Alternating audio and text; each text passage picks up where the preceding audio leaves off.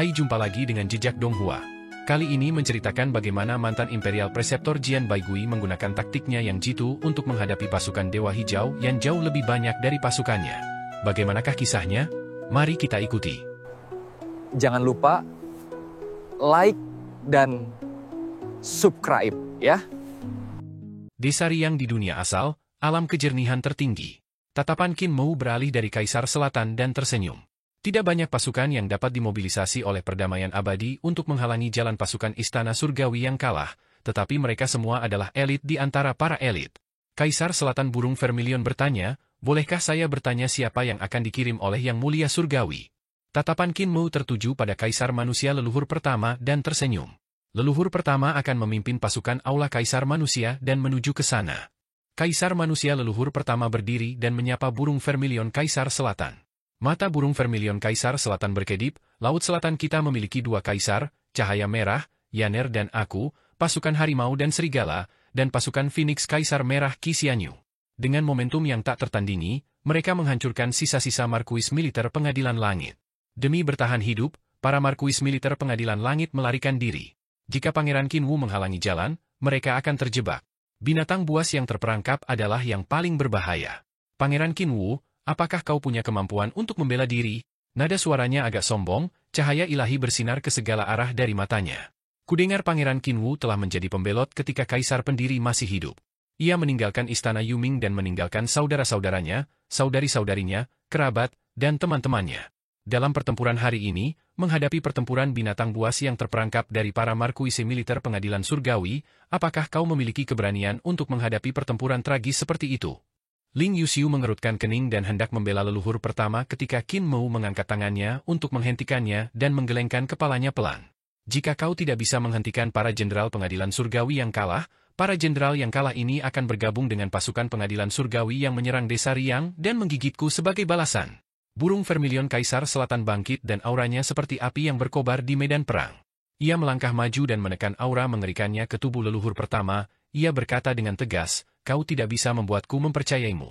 Kau pernah menjadi pembelot sebelumnya. Bisakah kamu menghadapi tumpukan mayat dan lautan darah di medan perang? Auranya memuncak.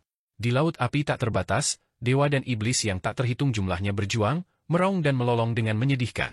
Mereka sungguh menyedihkan.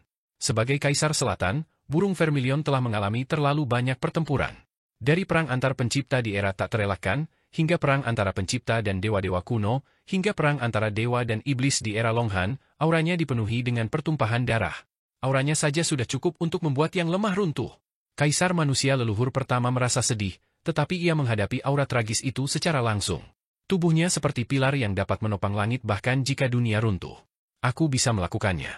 Ia sedikit tertekan, tetapi ia berkata dengan tegas. Burung Vermilion Kaisar Selatan membentangkan lengan baju merahnya dan melesat di depan Kaisar Manusia Leluhur Pertama. Laut api berubah menjadi lautan darah. Kematian yang tak terhitung jumlahnya muncul di benak Leluhur Pertama. Burung Vermilion berkata dengan tegas, masih bisakah kau melakukannya? Hati Daoemyu masih kurang. Di hadapan medan perang yang suram ini, kau hanya perlu sedikit melunakkan hatimu. Selama rasa takut di hati Daoemyu muncul, kau akan menjadi pembelot dan membawa kekalahan besar bagi kita. Bisakah kau mengatasinya? Bisakah kau mengatasinya? Qin Wu, belum terlambat bagimu untuk mundur sekarang. Leluhur Pertama berdiri di sana dengan mantap, seolah-olah dia adalah pusat dunia. Suaranya serak saat dia berkata, aku bisa. Kau tidak punya bukti. Aura Kaisar Burung Vermilion Selatan bergetar. Tiba-tiba, Qi, darah, dan api daunnya berubah menjadi bayangan terdistorsi dari 39 markuise pasukan Langit Selatan yang menyerbu ke arah Leluhur Pertama. 39 markuis pasukan Langit Selatan semuanya adalah dewa setengah dewa dalam berbagai wujud. Pemimpin markuis pasukan itu bahkan lebih ganas. Ia memiliki bentuk yang aneh, anggota badan yang bengkok, dan sangat buas. Ia menekan Leluhur Pertama dengan kekuatan yang luar biasa. Ketika orang biasa menghadapi pemandangan yang tidak biasa seperti itu, hati dao mereka pasti sudah lama runtuh. Namun, Kaisar Manusia Leluhur Pertama masih berdiri di sana dengan tangan bergerak. Dengan ki dan darahnya yang tidak terpusat, ia membentuk barisan dan berubah menjadi pasukan ribuan kuda, dengan kuat menahan serangan dewa dan iblis yang tak terhitung jumlahnya dari 39 markuis pasukan. Gelombang serangan ini membuat anggota tubuh yang tak terhitung jumlahnya beterbangan. Sungguh tragis. Burung Vermilion Kaisar Selatan menatap wajah dan matanya, seolah ingin melihat ketakutan di hatinya. Tiba-tiba, semua fenomena aneh di langit lenyap. Jubah merah burung vermilion Kaisar Selatan terbentang dan ditarik kembali. Ia tersenyum dan berkata, Pangeran Qinwu, aku berharap dapat bertemu denganmu di perbatasan selatan perdamaian abadi. Leluhur pertama menangkupkan tinjunya dan membungkuk.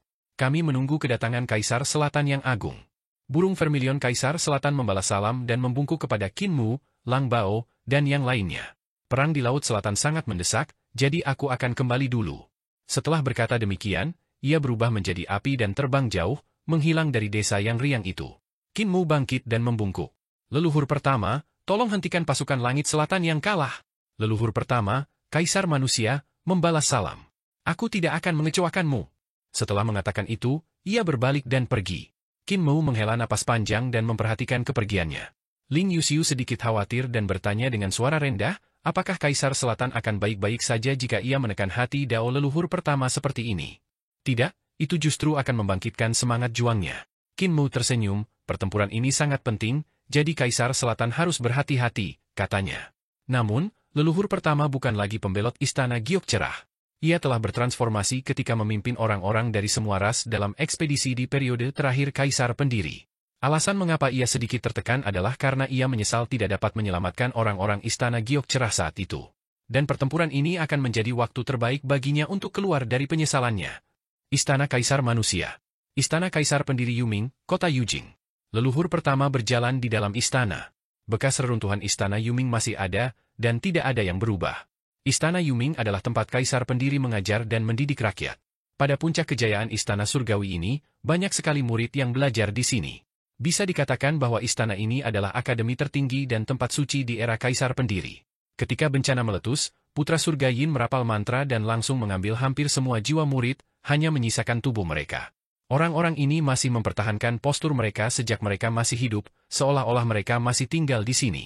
Leluhur pertama berjalan tanpa suara di antara kerumunan.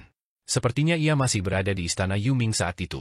Teman-teman sekelasnya masih muda, dan banyak kehidupan baru bermunculan di sekitarnya. Ia juga mendengar sorak-sorai dan tawa teman-teman sekelas dan guru-gurunya saat itu. Ia berhenti dan berdiri diam. Putra Yin Tianzi telah merapal mantra untuk menjatuhkan kesengsaraan, dan semua orang tewas. Hanya ia yang selamat. Tempat ini telah menjadi derita seumur hidupnya. Teman sekelas, guru, kali ini, aku tidak akan menjadi pembelot. Ia membungkuk hormat kepada teman-teman lama ini. Ketika ia berdiri kembali, hati daunnya sempurna, sejernih batu giok. Leluhur pertama berbalik dan berjalan keluar dari istana Yuming dan Aula Kaisar Manusia. Di luar Aula Kaisar Manusia, setiap generasi Kaisar Manusia memimpin pasukan dan menunggu di luar dengan tenang. Tatapan leluhur pertama menyapu wajah leluhur kedua, leluhur ketiga, dan yang lainnya sebelum akhirnya tertuju pada wajah kepala desa Shumumu dan menampakkan senyum. Selama 20.000 tahun terakhir, Aula Kaisar Manusia kita selalu menjadi pelindung negeri ini. Selama 20.000 tahun terakhir, generasi demi generasi Kaisar Manusia telah sendirian, berjuang melawan langit tertinggi, pengadilan surgawi, dan ketidakadilan dunia. Namun hari ini, 20.000 tahun kemudian, semuanya berbeda. Ia melangkah maju dan melewati pasukan, suaranya lantang dan jelas. Kita punya banyak teman tahu, kita punya banyak rekan yang memiliki cita-cita yang sama. Di belakang kita adalah kedamaian abadi yang muncul dari reruntuhan yang diciptakan oleh para dewa istana surgawi. Tangan kanannya menunjuk ke selatan. Para kaisar manusia dari Aula Kaisar Manusia telah menghabiskan hidup mereka melindungi negeri ini. Ikuti aku, bunuh musuh.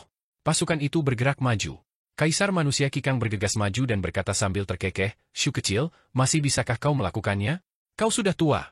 Wajah kepala desa Shumuju tidak berubah ketika mendengar itu. Ia meliriknya dari sudut matanya dan tiba-tiba, darahnya mendidih. Ia berubah dari seorang pria tua menjadi seorang pria muda. Tubuhnya sangat berotot dan ia memegang pedang dewa di tangannya. Dengan sekali lirikan, niat pedang di matanya menebas Kaisar Manusia Kikang. Kaisar Manusia Kikang tertawa terbahak-bahak. Menipu guru dan menghancurkan leluhur memang keterampilan yang bagus. Seperti yang kuduga dari yang kuajarkan. Namun, murid agungku bahkan lebih kuat. Semua kaisar manusia tertawa terbahak-bahak, dan tawa mereka membumbung tinggi ke awan, membubarkan mereka. Di alam kejernihan tertinggi desa Riang, seorang dewa melangkah cepat keluar dari gerbang teleportasi dan mengirimkan surat dari pengajar Kekaisaran Perdamaian Abadi. Qin Mu membukanya, dan di dalamnya tertulis bahwa Kaisar Hijau Surga Timur terlalu berhati-hati dan tidak akan bertarung bahkan jika ia bertarung sampai mati. Oleh karena itu, Jiang Baigui ingin meminjam hadiah ucapan selamat dari orang lain ketika Qin Mu menikah hari itu.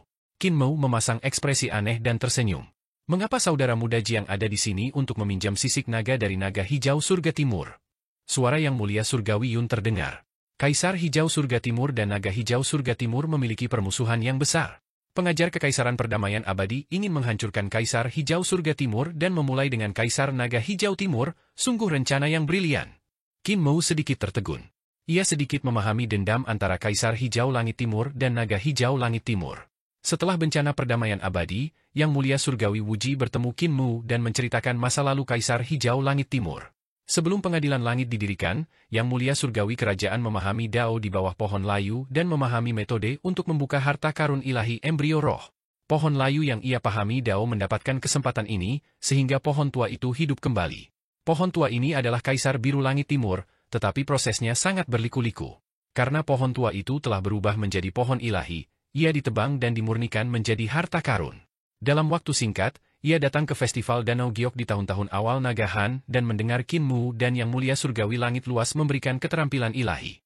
Setelah itu, pemilik pohon dewa terbunuh, dan pohon dewa itu jatuh ke dunia asal untuk berakar. Pohon itu memperoleh ki roh langit dan bumi, dan kultivasinya semakin tinggi. Namun, selama era Crimson Light, pohon itu ditebang oleh manusia dan disempurnakan menjadi harta karun. Kemudian jatuh ke tangan Kaisar Ming dan disempurnakan menjadi senjata Dewa Kaisar. Senjata itu sangat kuat. Pada era Kaisar Agung, Kaisar Azur sudah menjadi senjata dewa terkuat saat itu. Ia melahirkan roh, tetapi ia diganggu oleh Kaisar Timur Naga Azur. Ia hampir hancur jiwa dan raganya oleh Kaisar Timur Naga Azur. Kaisar Azur menjadi sampah dan ditinggalkan. Namun, ia bertahan hidup dengan sebuah keyakinan. Ia melepaskan diri dari tubuh harta karun dan berkultivasi menjadi tahta kaisar. Ia dihormati oleh Xiao Tian pada saat itu dan dikenal sebagai Kaisar Timur Naga Azur. Ia digunakan untuk menekan Kaisar Timur Naga Azur. Dendam antara dirinya dan Naga Hijau Kaisar Timur juga bermula dari sana. Kaisar Timur adalah penguasa langit ekstrim timur, sementara Kaisar Hijau adalah Kaisar Agung Langit Timur. Keduanya secara alami saling berhadapan, dan dendam di antara mereka semakin dalam.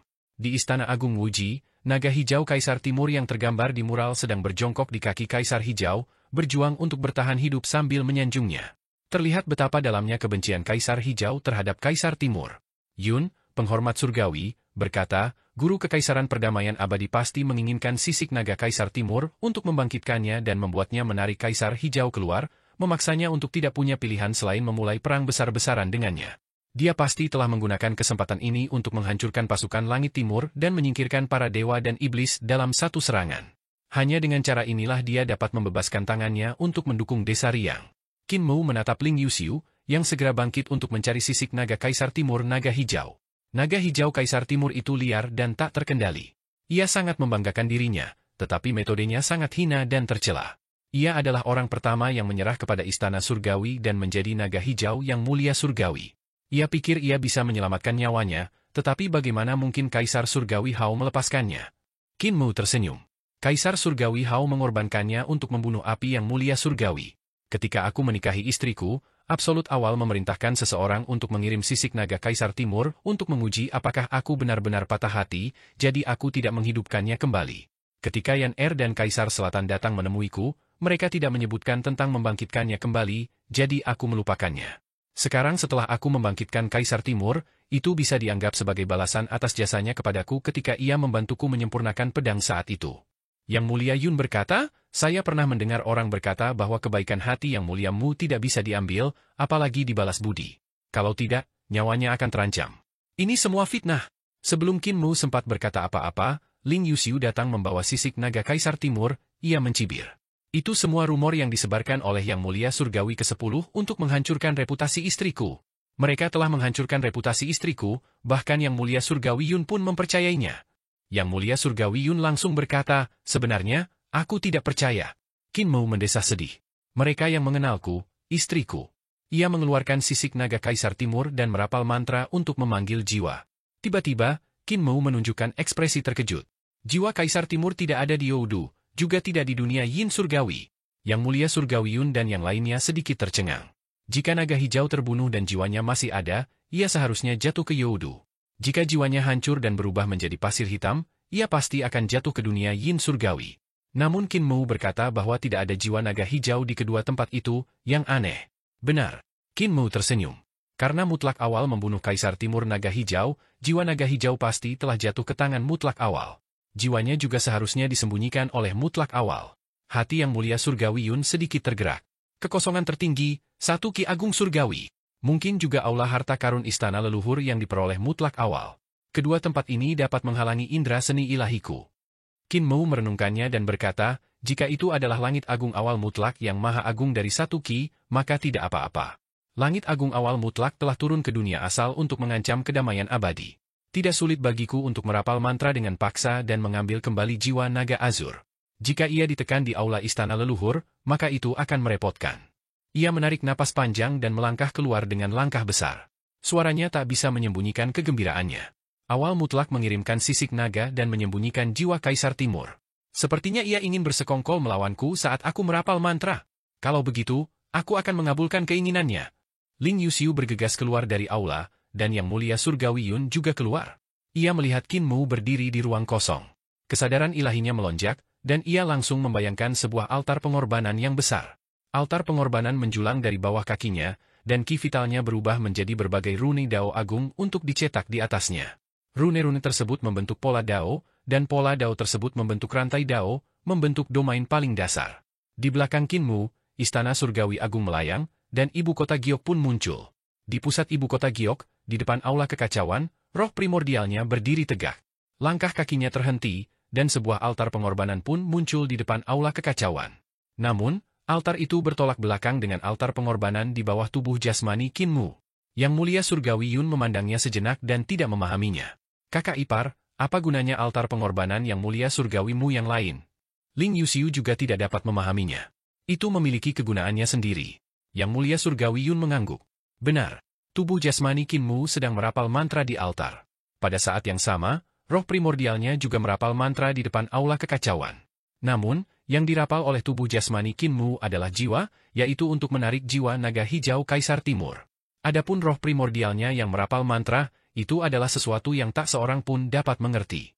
Kekuatan yang tak terlukiskan menyebar dan menembus jauh ke dalam kehampaan, memberikan perasaan yang tak terduga. Kekuatan itu lembut, halus, tak terlihat, dan tak kasat mata.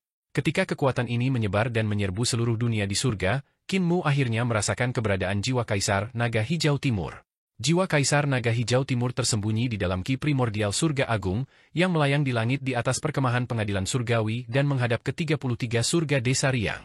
Saat kekuatan Qin Mu menyerbu ki primordial surga agung, ki primordial muncul di bawah pohon Dao ki primordial surga agung, ia tersenyum. Yang Mulia Mu, kau masih di sini. Kau tak sanggup berpisah dengan kekuatan tempur Kaisar Naga Hijau Timur. Kau membutuhkannya untuk menaklukkan dunia untukmu. Namun, kau tidak tahu bahwa aku telah lama menunggumu. Di bawah pohon Dao, terdapat sebuah guci perunggu setinggi seseorang yang berdiri di dekat akarnya. Mulut guci itu tertutup rapat. Pada saat itu, guci perunggu itu bergetar tanpa henti seolah-olah ada kekuatan yang mengguncang guci itu, memecahkannya, dan melepaskan isi di dalamnya. Ketika kekuatanmu mencapai surga agungku, kau sudah lemah. Pada saat itu, aku bisa melukai roh primordial dan tubuh jasmanimu. Awal mutlak berteriak, dan tubuh jasmaninya langsung menjadi sangat kokoh. Selama bertahun-tahun, tubuh jasmaninya selalu menjadi nomor satu di dunia, dan ia bahkan mampu menahan serangan para praktisi Dao secara langsung. Baru dalam beberapa tahun terakhir ia dikalahkan oleh Qin Mu. Ia telah mengolah tubuh jasmani kekacauan primordialnya, dan tubuh jasmaninya sangat kuat, bahkan lebih kuat dari tubuh jasmani Kaisar Surgawi Dewa kunonya. Dan yang juga sekuat tubuh jasmani Kaisar Surgawi Dewa kuno adalah ki vitalnya, ki bawaan 1. Yi ki bawaan adalah Yuan ki sekaligus Dao Agung. Ia dapat diubah menjadi Dao Agung manapun di dunia. Meskipun Yi ki bawaannya belum mencapai tingkat Dao, itu tetap bukan hal yang remeh. Ia menapaki jalan menggunakan kekuatan untuk mencapai Dao.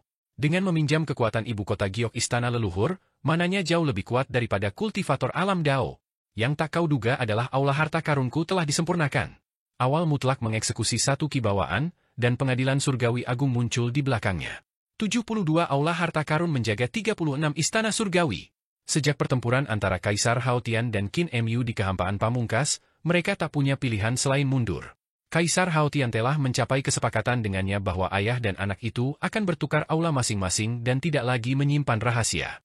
Terlepas dari apakah itu Kaisar Haotian atau awal mutlak, mereka telah mengolah 72 aula harta karun. Dalam hal menggunakan kekuatan untuk mencapai Dao, ayah dan anak itu telah mencapai tingkat yang sempurna. Kekuatan sihir awal mutlak bahkan lebih kuat dari sebelumnya. Tubuh jasmani Kaisar Haotian melangkah maju dan berputar mengelilingi pot perunggu. Lengannya menari, dan kibawaannya berubah menjadi seni ilahi yang menentang jalur pemandu jiwa Qin Mu. Seni ilahinya diam saat mengejar kekuatan Qin Mu. Seni itu mengikuti pemandu jiwa Qin Mu dan melukai tubuh jasmani dan roh primordialnya. Ini adalah perhitungan yang disengaja tetapi tidak disengaja. Qin Mu menggunakan seluruh kekuatannya untuk membimbing jiwa naga hijau Kaisar Timur. Terlepas dari apakah itu tubuh jasmani atau roh primordialnya, dia tidak memiliki pertahanan apapun. Ini adalah waktu terbaik untuk menyerang balik Qin Mu. Awal yang mutlak membangkitkan semangatnya dan melolong panjang. Seni ilahi mengikuti sulur dan melon, membunuh Qin Mu satu demi satu. Kekuatan Qin Mu terus mengalir deras, mencoba mengguncang guci perunggu. Namun, guci perunggu itu berada di surga agung satu Qi yang meliputi segalanya. Meskipun surga agung satu Qi yang meliputi segalanya telah meninggalkan kehampaan tertinggi untuk datang ke dunia asal, itu tetap merupakan pencapaian Dao Agung. Ketika kekuatan Qin Mu datang ke sini, kekuatannya melemah lapis demi lapis dan tidak lagi berada dalam kondisi puncaknya. Lebih lanjut, guci perunggu itu ditekan oleh surga agung satu Qi yang meliputi segalanya. Jika Qin Mu ingin mengguncang guci itu, ia harus berhadapan dengan seluruh surga agung yang meliputi segalanya dan Dao dari awal mula yang absolut. Waktu dan tempat yang tepat hanya berpihak pada awal mula yang absolut, dan kemenangan awal mula yang absolut ada di tangannya. Ia mengeksekusi seni ilahi agung yang tak terhitung jumlahnya dalam sekejap, menampilkan kekuatan seorang praktisi Dao sepenuhnya. Pada saat ini, sudut mata awal mula yang absolut berkedut. Tiba-tiba, jejak-jejak padat muncul di bawah guci perunggu. Jejak-jejak itu tersebar membentuk cincin, lapis demi lapis, meluas keluar. Ketika ia menemukan jejak berbentuk cincin ini, jejak tersebut telah memanjang dari dasar toples hingga seluas setengah dari Great Alhaven. Jejak berbentuk cincin itu sangat aneh. Hai, jumpa lagi dengan jejak lingkaran Donghua. pohon, dan dalam waktu singkat, sudah ada ratusan juta cincin. Ini, pohon dunia. Absolute Beginning tiba-tiba menyadari, oh tidak, dia juga berkomplot melawanku. Cincin-cincin itu berputar dan tanda di dalam cincin berubah menjadi sinar cahaya yang melesat ke langit. Suara keras yang menggetarkan bumi terdengar. Di langit di atas perkemahan Istana Surgawi, di Great Alhaven 1 Qi dari Absolute Beginning, sebuah pohon raksasa yang berukuran setengah dari Great Alhaven tiba-tiba muncul, cabang-cabangnya menari-nari di udara, dan akarnya menembus Great Alhaven 1 Qi dari Absolute Beginning. Akarnya setebal gunung, dan mereka merobek langit agung 1 Qi. Gunung-gunung runtuh, dan awal mutlak terkejut. Ia terhempas oleh pohon raksasa dan jatuh dari langit agung 1 Qi. Pohon daunnya juga hancur ke tanah, dan langit agung tiba-tiba mengeluarkan suara retakan keras, terbelah menjadi dua. Pada saat yang sama, guci perunggu juga meledak dengan keras. 3 jiwa Kaisar Timur naga biru terbang dan dipanggil oleh kekuatan tak dikenal. Pohon dunia membelah langit agung menjadi bintik-bintik cahaya yang tak terhitung jumlahnya dan menghilang ke udara, hanya menyisakan langit agung yang telah terbelah menjadi 2 jatuh dari langit. Perkemahan pengadilan surgawi berada dalam kekacauan. Jika langit agung runtuh, kerusakan yang ditimbulkannya akan sangat dahsyat. Dewa dan iblis yang tak terhitung jumlahnya terbang dan menggunakan kemampuan ilahi mereka untuk memperkuat tubuh mereka. Mereka berubah menjadi raksasa dan mencoba mengangkat langit agung yang runtuh. Tepat saat mereka hendak bersentuhan dengan langit agung, sekuntum bunga Dao tiba-tiba muncul. Bunga itu berputar dan tumbuh semakin besar, mengangkat langit agung yang jatuh. Wajah absolut awal menjadi pucat pasi saat ia mengeksekusi pohon Dao untuk terbang di atasnya. Akar-akar pohon Dao menjulur ke segala arah, menembus langit agung yang terbelah, mencoba menghubungkan langit agung yang terbelah. Langit agung yang terbelah adalah merek Dao agung di kehampaan tertinggi, manifestasi Dao. Meskipun Qin Mu telah membuka langit agung yang terbelah, ia masih tidak dapat merusak Dao-nya. Dia hanya perlu menyatukan langit agung yang retak dan dia akan dapat kembali ke kondisi puncaknya. Namun, pukulan yang dilancarkan Qin Mu ke jantung Dao-nya tak dapat dipulihkan untuk sesaat. Dia sengaja berkomplot melawan Qin Mu dan telah membuat persiapan sejak lama. Namun, dia tak berdaya karena Qin Mu bukan lagi Qin Mu dari bencana perdamaian abadi. Terlepas dari kebijaksanaan atau metodenya, dia telah melampauinya jauh. Saat itu, Qin Mu berada di bawah kekuasaannya dan sangat cemberut. Dia seperti anak laki-laki yang linglung. Tetapi sekarang, semuanya tampak terbalik. Rencana yang telah dia rencanakan selama lebih dari 20 tahun seperti anak laki-laki yang linglung di hadapan Qin Mu. Tidak hanya mudah hancur, tetapi dia juga menderita luka parah akibatnya. Tiba-tiba, langit agung yang linglung terbelah sekali lagi. Awal yang absolut mengeluarkan erangan teredam dan seteguk darah mengalir ke tenggorokannya. Dia menutup mulutnya, tetapi darah segar mengalir keluar dari rongga hidungnya. Dia masih terluka. Qin Mu tidak hanya telah merenggut jiwa naga hijau, dia bahkan telah melukainya dengan serius. Mantan Kaisar, jika Anda akan bertindak di masa depan, sebaiknya beritahu saya terlebih dahulu. Kaisar Surgawi Langit Luas datang dari belakangnya dan berkata dengan acuh tak acuh, setiap kali Anda gagal, itu merupakan pukulan bagi moral Istana Surgawi. Sekarang, Istana Surgawi tidak akan membiarkan kegagalan lagi. Otot-otot di punggung absolut awal menegang, dan dia tidak berbalik. Dia juga tidak berani menyeka darah yang mengalir dari hidungnya. Dia berkata dengan suara berat, "Yang mulia, saya mengerti apa yang telah Anda ajarkan kepada saya. Namun, Yang Muliamu juga seharusnya terluka. Untuk berkomplot melawan saya, dia perlu memanggil jiwa naga biru sambil berkomplot melawan saya.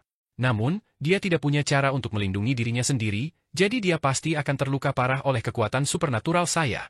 Kaisar Surgawi Haotian berkata sambil tersenyum tipis, "Apakah kau benar-benar berpikir dia akan terluka parah oleh kekuatan supernaturalmu? Kaisar tua, kau masih saja merasa benar sendiri. Di dunia saat ini, tidak ada seorang pun yang bisa melukainya dengan serius dengan berkomplot melawannya. Kau sudah tua dan tidak bisa mengalahkannya. Yang perlu kau lakukan adalah patuh mendengarkan perintahku dan berhenti merasa benar sendiri."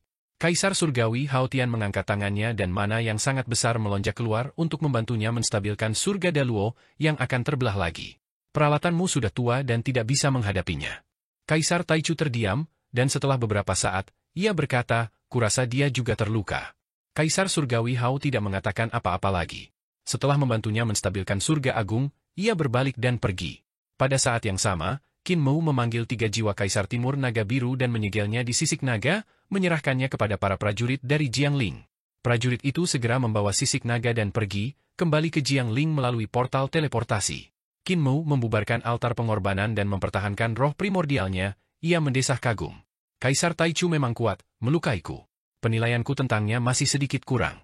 Dia seharusnya sudah mengolah 72 istana harta karun, dan kultivasi kekuatan sihirnya seharusnya telah mencapai tingkat yang lebih tinggi. Dengan kekuatannya, dia pasti akan menjadi lebih dewasa." Ling Yuxiu maju dan mengambil pil obat untuk menyeka luka di buku-buku jarinya. Hatinya terasa sakit untuknya. "Lain kali, kau tidak boleh memaksakan diri seperti ini." Qin Mou mengangguk. "Apa yang diajarkan Nyonya kepadaku benar. Lain kali, biarkan Shang Jun menghalanginya." Yang Mulia Surgawi Yun menatap luka di buku-buku jarinya dan tidak mengatakan apa-apa. Ketika Qin Mou merapal mantra dan memanggil jiwa naga azur, seni ilahi absolute beginning juga menyelinap padanya tanpa peringatan apapun. "Itu sangat berbahaya?" Seni ilahi absolute beginning telah mengikuti petunjuk dan langsung menuju sumber pemandu jiwa. Memang sulit untuk waspada terhadapnya, bahkan penghulu Surgawi Yun pun merasa bahwa itu sangat berbahaya. Pada saat itu, Qin Mou menggunakan semua metodenya dan berdiri di altar pengorbanan. Semua jenis seni ilahi meledak, menghalangi seni ilahi awal absolut satu persatu dan menghancurkannya satu persatu. Hal yang paling mengerikan adalah bahwa kekuatan seni ilahi awal absolut bahkan tidak dapat ditransmisikan keluar altar pengorbanan sebelum mereka benar-benar hancur. Inilah yang paling mengejutkan Yang Mulia Surgawi Yun. Pencapaian Yang Mulia Surgawi Mu dalam seni ilahi sudah tak terbayangkan. Yang Mulia Surgawi Yun telah bertarung dengan Kaisar Taichu berkali-kali, jadi dia tahu pencapaian seni ilahi awal absolut seperti punggung tangannya. Dia juga sangat mengagumi awal absolut. Meskipun Kaisar Taichu telah menggunakan kekuatan untuk membentuk jalan, pencapaiannya dalam Ki Bawaan 1 sangat tinggi. Dia bisa dikatakan sebagai orang nomor 1 dalam Ki Bawaan 1. Demikian pula, dia juga sangat mahir dalam jalur awal absolut. Alam Dao-nya juga telah dikultivasikan ke tingkat yang jauh, mencapai lebih dari 20 surga alam Dao. Namun, justru karena keberadaan seperti itulah, di bawah serangan mendadak, kekuatan seni ilahinya tak mampu keluar dari altar pengorbanan.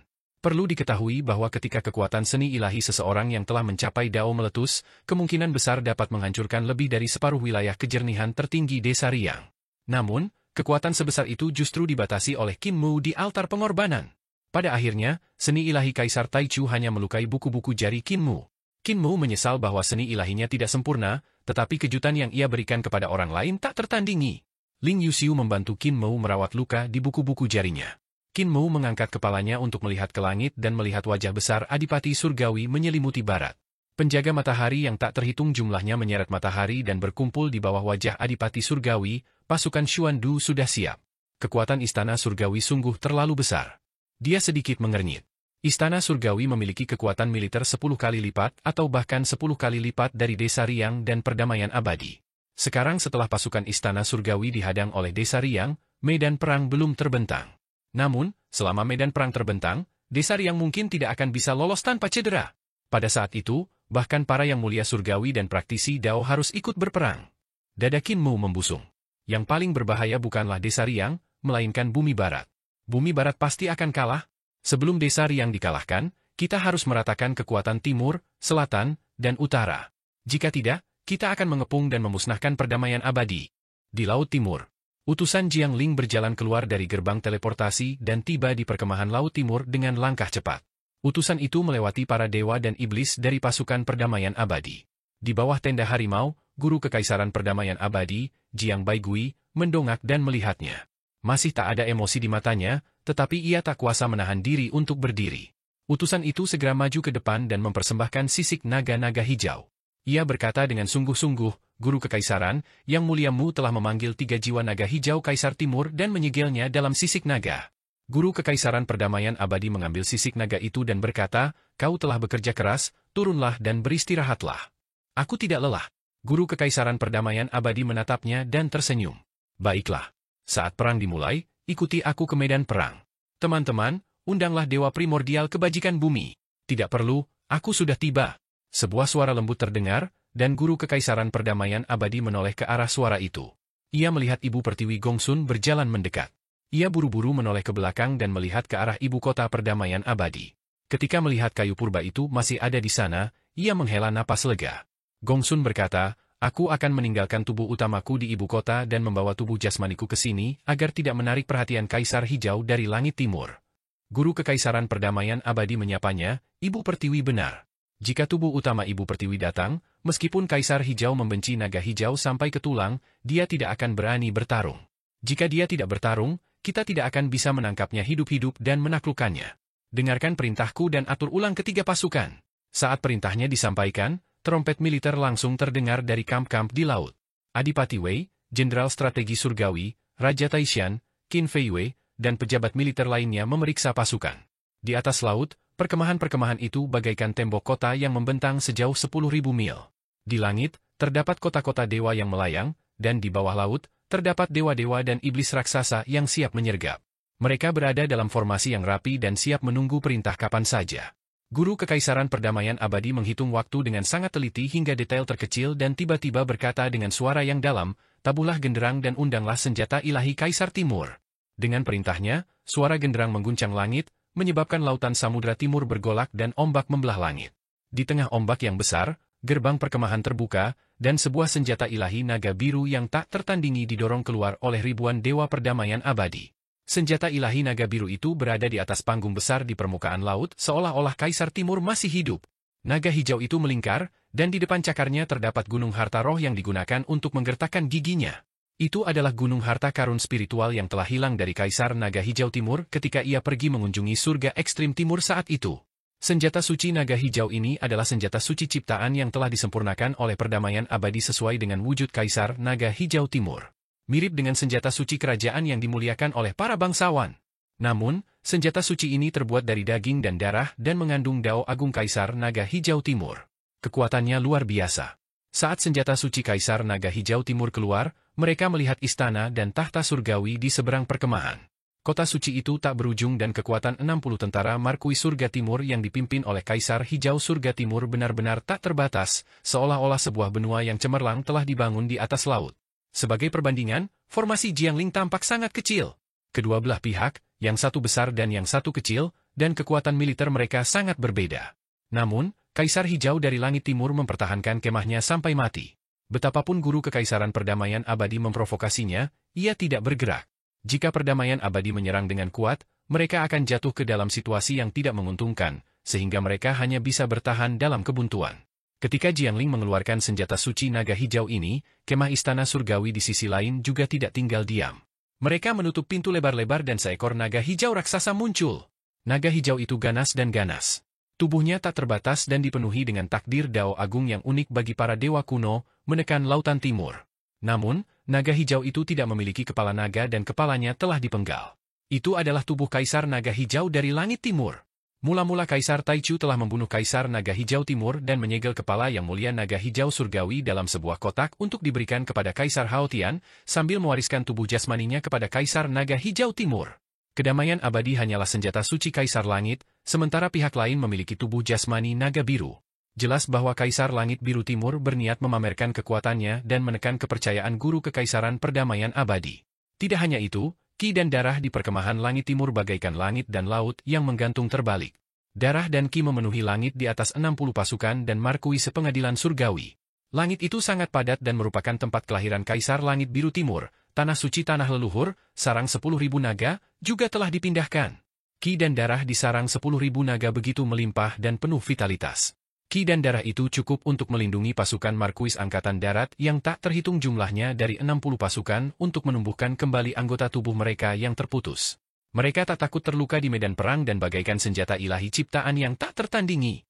Meskipun kekuatan dan kekuasaan mereka jauh lebih besar daripada Eternal Peace dan harta mereka juga luar biasa, Kaisar Hijau dari Surga Timur tetap menutup pintunya dan tidak bertarung.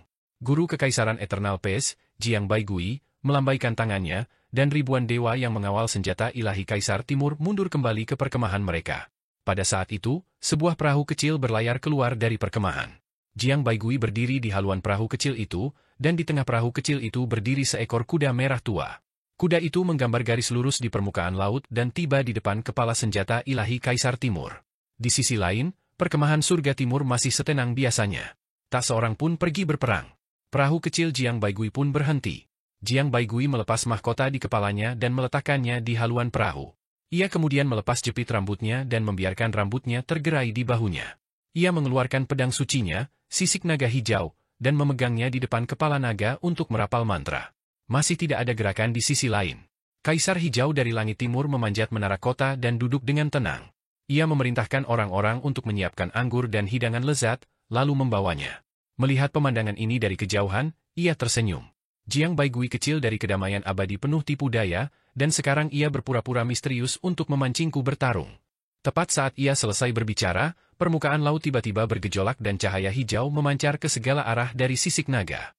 Seekor naga hijau yang tak tertandingi besarnya menjulang ke langit dari sisik naga. Naga itu luas dan tak terbatas, dan untuk sesaat, auman naga itu menggelegar tanpa henti.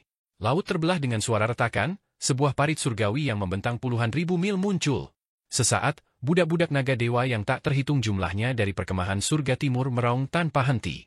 Mereka mendongakkan kepala dan meraung, mengguncang tali pengikat naga di tubuh mereka hingga berderak. Naga-naga dewa itu adalah naga-naga dewa dari Surga Timur. Setelah kematian Kaisar Naga Biru Langit Timur, Kaisar Naga Biru Langit Timur mengambil alih Surga Timur dan menangkap semua keturunan Naga Biru Langit. Ia membunuh mereka semua, memenjarakan mereka semua, dan bahkan menjadikan mereka pesta hati naga. Mereka yang selamat diturunkan statusnya menjadi budak dan dikurung dengan tali pengikat naga. Mereka digunakan sebagai ternak bagi pasukan di bawah komandonya untuk berperang dan membalas dendam.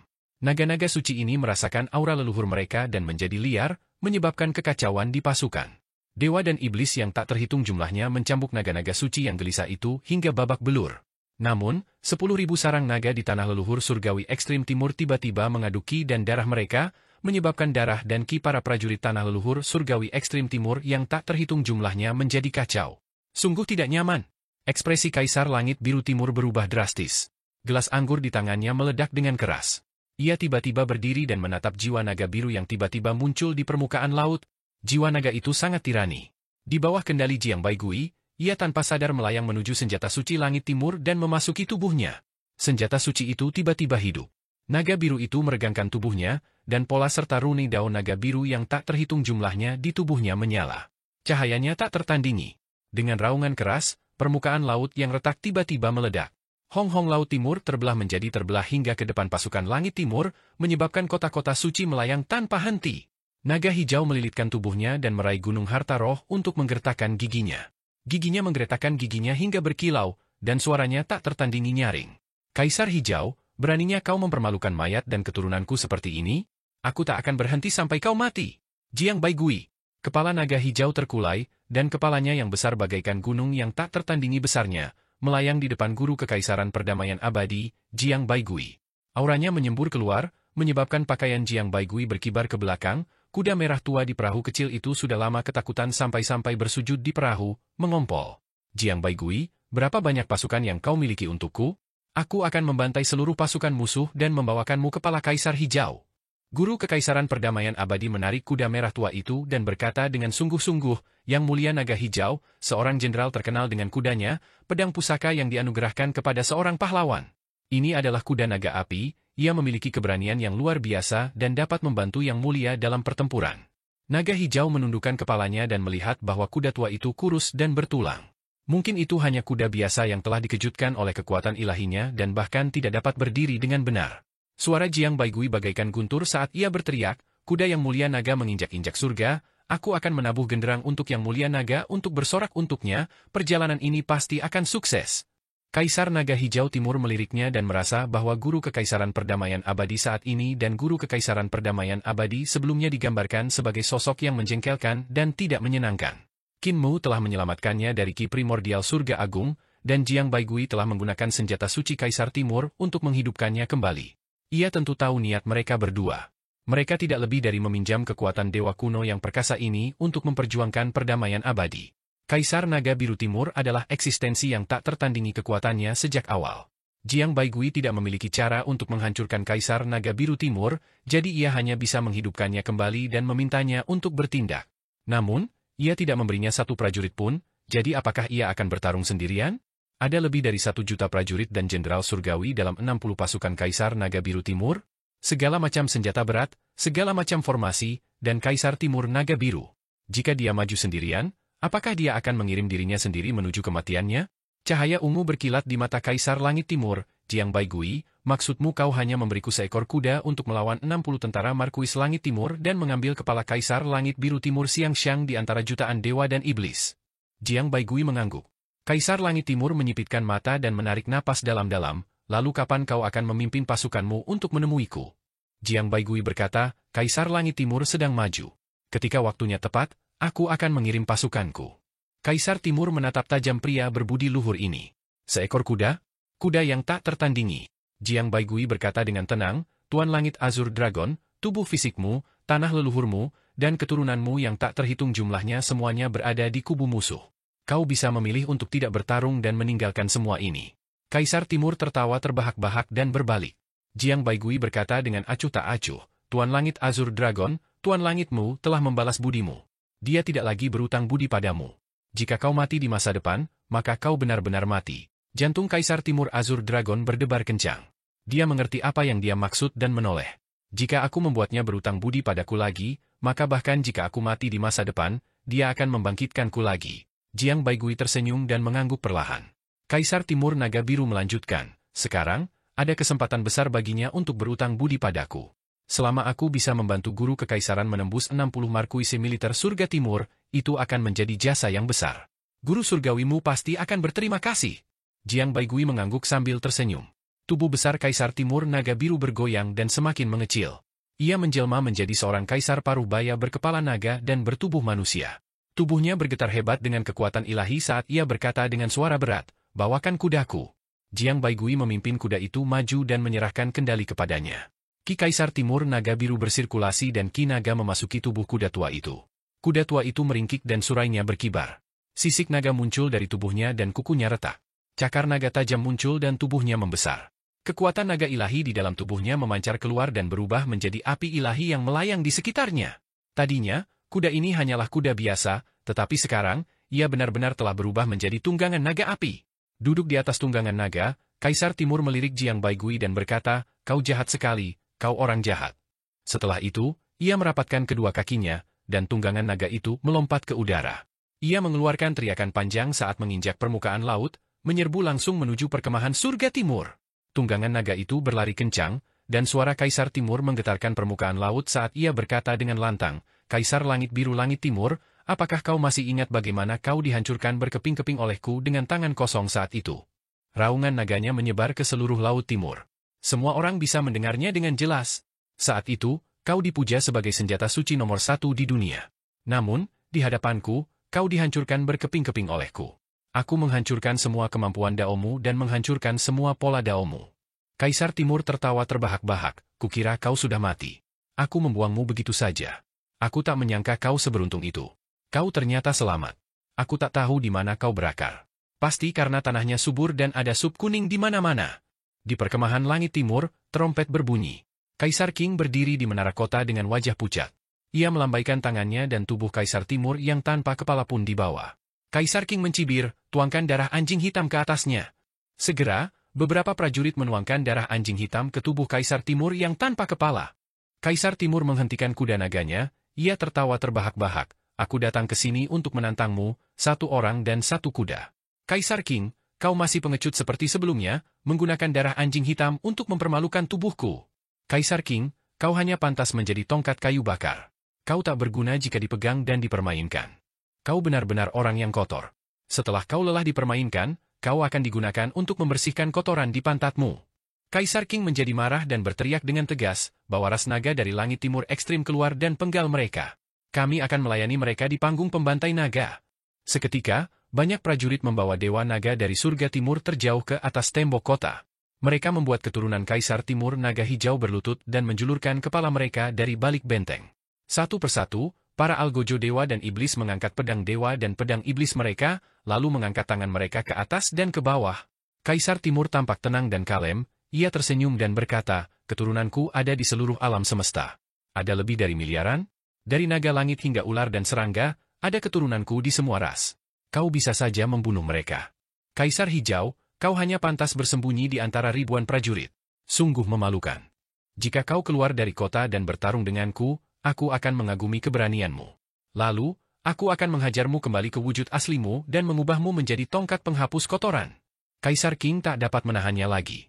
Ia memandang kemah Jiang Baigui dari jauh dan memberi perintah ke kiri dan kanannya, aku akan keluar dari kota untuk membunuh orang ini. Kalian jaga kemah utama dan jangan bergerak keluar. Jika Jiang Baigui memimpin pasukannya untuk menyerang, kalian juga tidak bisa keluar untuk menyelamatkanku. Jaga baik-baik kemah utama dan jangan ganggu formasi. Selama formasinya tidak ganggu, Jiang Baigui tidak bisa berbuat apa-apa. Para prajurit menerima perintah itu. Kaisar King berjalan menuruni menara kota sendirian dan meraih seekor naga suci. Ia melambaikan tangannya dan mencambuk naga itu kembali ke wujud aslinya. Kemudian, Kaisar King menunggangi naga itu keluar dari kota. Kaisar Timur tertawa terbahak-bahak dan bergegas menuju Kaisar King. Ketika mata mereka bertemu, mata mereka memerah. Kaisar King menjerit panjang. Tiba-tiba, sebuah istana surgawi muncul di belakangnya. Istana surgawinya berbeda dari yang lain. Bangunan-bangunan di istana surgawi bagaikan pohon-pohon berharga. Banyak istana yang tak terhitung jumlahnya bertumpuk bagaikan pohon berharga, dan istana surgawinya berjumlah 7. Ketujuh pohon berharga itu memiliki akar dan asal yang sama. Karena Kaisar Timur adalah dewa kuno, meskipun ia memiliki tubuh reinkarnasi yang mengolah sistem istana surgawi perbendaharaan ilahi, tubuh ini hanyalah senjata ilahi yang diciptakan oleh senjata ilahi ciptaan, jadi ia tidak mengaktifkan metode kultivasinya. Dewa-dewa kuno terlahir kuat, dan mereka terlahir untuk menguasai Dao Agung. Senjata ilahi Kaisar Timur dibuat sesuai dengan tubuhnya, dan sangat cocok dengan Dao Agungnya sendiri, jadi ia tidak perlu mengaktifkan metode kultivasinya. Saat keduanya bertabrakan, laut mendidih. Kekuatan keduanya benar-benar seimbang. Kaisar Timur tersenyum dan berkata, kau memang brengsek. Aku baru saja dibangkitkan dan sudah memiliki kekuatan untuk melawanmu. Jika aku berada di puncakku, aku pasti bisa menghancurkanmu seperti semut. Sebelum ia menyelesaikan kata-katanya, akar-akar yang tak terhitung jumlahnya dan sangat tebal terbang di belakang Kaisar Hijau dan berubah menjadi tinju kayu. Serangan yang tak terhitung jumlahnya mendarat di wajah Kaisar Timur, menyebabkan wajahnya berubah bentuk, gigi naga yang tak terhitung jumlahnya rontok. Kaisar Timur terlempar. Pikirannya kosong. Dari sudut matanya, ia melihat tentakel yang tak terhitung jumlahnya terbang di bawah kaki Kaisar Hijau. Itu adalah akarnya. Akarnya menjulur ke laut dan bergerak ke bawah laut. Seperti naga kayu, mereka mengejarnya. Orang ini jauh lebih kuat daripada yang disebut-sebut sebagai senjata suci Kaisar nomor 1. Sayangnya, tubuhku ini bukanlah tubuh asliku. Ini hanyalah senjata suci yang meniru tubuh asliku. Kaisar Timur meludahkan gigi-giginya yang patah dan mengalirkan kekuatan tubuhnya. Tiba-tiba ia merasakan ada jejak istana surgawi di tubuh senjata suci Kaisar Timur dan tak kuasa menahan diri untuk tidak tertegun. Ketika Eternal Peace menempa senjata ilahi Kaisar Timur, mereka telah mengubah teknik dari 8 tahta Kaisar Ras Naga menjadi tanda dan menggabungkannya menjadi senjata ilahi Kaisar Timur.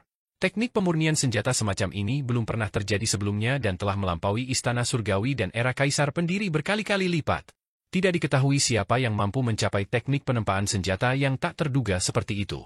Dapat dibayangkan bahwa teknik penempaan senjata orang ini pasti sangat teliti, mencapai tingkat yang mendekati Dao. Kaisar Timur segera mendesak Yuan Qi yang agung di tubuhnya untuk mengalir di sepanjang jejak istana surgawi. Tiba-tiba, aura yang sangat dahsyat menyembur keluar dari tubuhnya. Banyak istana surgawi naik ke udara dari tubuhnya, menyebabkan kekuatannya berkembang pesat. Kaisar Timur mendarat di permukaan laut dan menenangkan diri dengan menginjak laut. Boom! Getaran hebat datang dari dasar laut, dan akar Kaisar Hijau yang sangat tebal ditekan oleh kekuatan sihirnya. Kaisar Hijau menyerbu maju, dan dua dewa teratas era saat ini saling bertarung hingga langit menjadi gelap. Di kedua sisi, suara genderang mengguncang langit, dan para prajurit perdamaian abadi dan langit timur menabuh genderang untuk membantu pertempuran. Meskipun Kaisar Timur telah menemukan kedalaman senjata suci ini, ia belum pernah menguasai teknik tahta Kaisar Ras Naga, sehingga sulit baginya untuk mengerahkan kekuatan sihirnya. Ia masih berada dalam posisi yang kurang menguntungkan dan menderita kekalahan berulang kali. Kekuatan Kaisar Hijau telah melampaui harapannya. Terlebih lagi, kekuatan vitalitasnya sungguh mengerikan. Ia dapat menumbuhkan kembali anggota tubuh yang terputus dan bahkan kepalanya pun dapat ditumbuhkan kembali. Terlebih lagi, jalur penciptaan juga tak tertandingi. Setiap luka yang sembuh dalam sekejap bahkan lebih dalam daripada lukanya. Naga Hijau Kaisar Timur adalah dewa ki dan darah. Di antara semua dewa kuno di dunia, ki dan darahnya adalah yang paling kuat.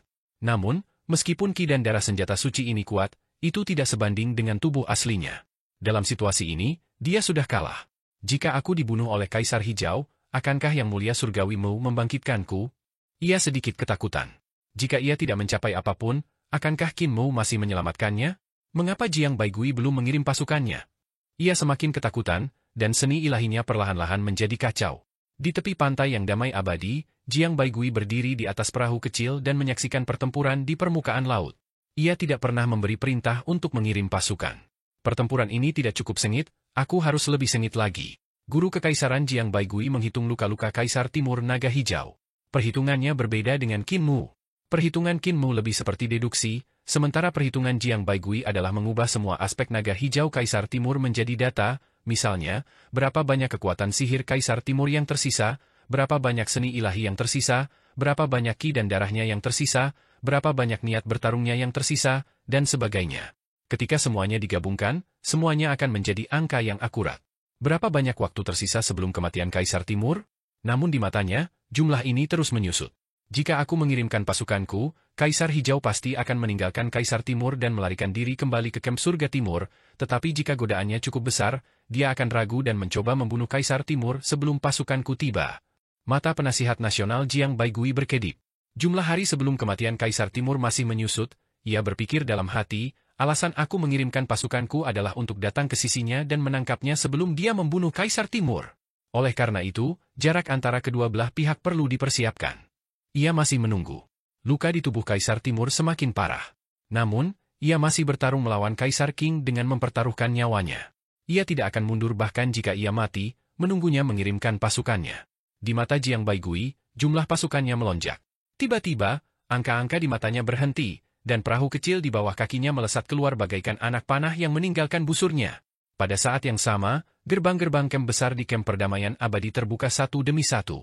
Dewa dan iblis perdamaian abadi yang tak terhitung jumlahnya melangkah ke permukaan laut dan membentuk formasi untuk menyerbu. Di langit, puluhan ribu layar bergerak bersamaan, dan bendera-bendera berkibar di udara. Kapal-kapal bermenara meningkatkan daya tembak tungku pil hingga maksimum. Pada saat yang sama, banyak kapal besar berlayar di bawah laut. Di bawah laut, ras Kun dan ras surgawi lainnya juga bergerak maju. Di dasar laut, banyak dewa dan iblis melangkah di dasar laut, maju dengan sekuat tenaga. Jiang Baigui mengerahkan kebijaksanaannya secara maksimal. Pada saat yang sama, ia mengerahkan kekuatan langit, laut, dan dasar laut, menyerbu ke arah kamp musuh. Di laut, di atas sebuah kapal aneh, terdapat jendela kapal yang tampak seperti kaca. Ibu Pertiwi, Gongsun, berdiri di bawah jendela kapal dengan kedua tangan di belakang punggung dan mendongak. Melihat ini, hati Kaisar Hijau bergetar, tetapi ketika melihat kondisi Kaisar Timur yang menyedihkan, ia ragu-ragu. Ia tiba-tiba mengambil keputusan. Aku bisa membunuh naga hijau sebelum pasukan perdamaian abadi tiba. Di haluan kapal kecil itu, Jiang Baigui meletakkan tangannya di belakang punggungnya. Kecepatan kapal kecil itu semakin cepat saat ia melesat di garis depan pasukan perdamaian abadi. 6, 5, 4, 3. Ibu Pertiwi primordial, ayo bergerak. Saat ia bergumam pada dirinya sendiri, sebuah perahu besar menerobos air dan muncul di antara Kaisar Timur dan Kaisar Hijau. Gongsun berdiri di belakang jendela kapal dan bertemu dengan Kaisar Hijau. Ia mengangkat telapak tangannya dan merentangkan jari-jarinya. Suara retakan ringan tiba-tiba datang dari tubuh jasmani Kaisar Hijau, dan ki vital di tubuhnya dengan cepat berubah menjadi kayu. Bersama dengan tubuh jasmaninya, mereka dengan cepat berubah menjadi kayu. Sebatang pohon kuno muncul di laut. Akarnya menancap di laut timur. Pohon itu setebal naga, dan batangnya melingkar seperti naga. Pohon itu tampak sangat kuno. Kaisar Hijau terkejut. Yuan Shennya langsung terbang keluar dari tubuhnya dan hendak melarikan diri dengan tubuh besarnya. Pada saat ini, perahu kecil Jiang Baigui tiba.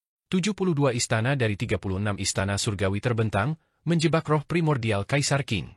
Kaisar Hijau, apakah kau bersedia menyerah pada kedamaian abadi? Jiang Baigui menjebak roh primordial Kaisar Hijau dan segera berkata, kau sudah jatuh.